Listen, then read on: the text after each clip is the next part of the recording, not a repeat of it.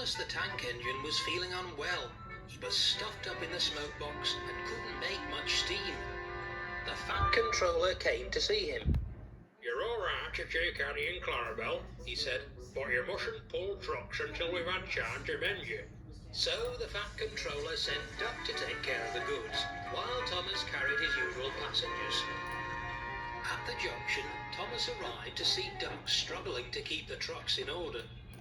"Come on, get moving," he groaned. "Oh dear," chuckled Thomas. "I'm glad the Fat Controller's taken me off goods trains."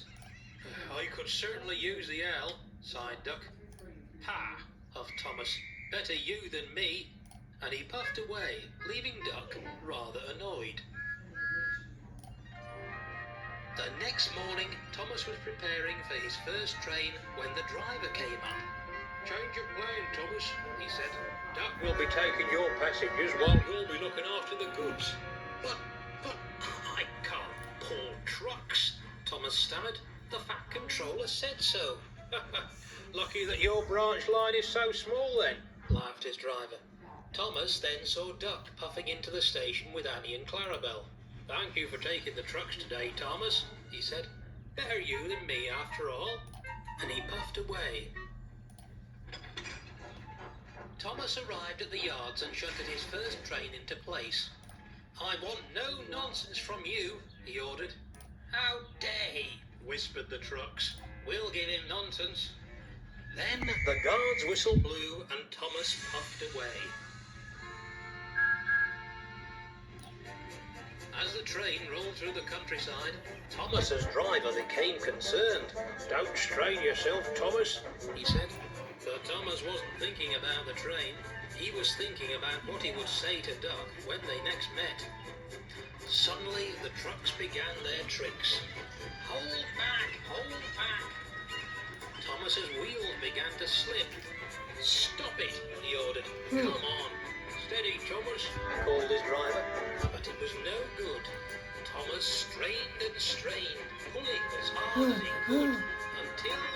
"Ouch!" he yelled, as he came to a sudden halt. His safety valve had burst, and steam was everywhere. "Oh dear," the driver coughed. "Now we'll have to call for help."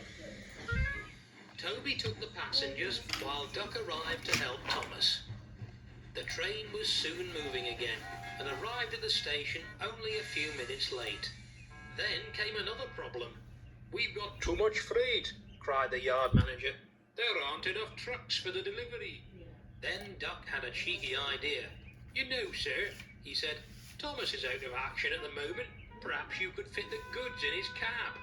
"Oh, no, you won't," snapped Thomas. "I'm no truck.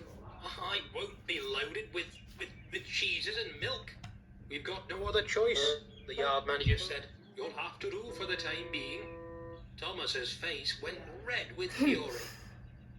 So, for the rest of the journey, Duck pulled the train along, delivering goods to the stations and towns, all while Thomas was still fuming at the end.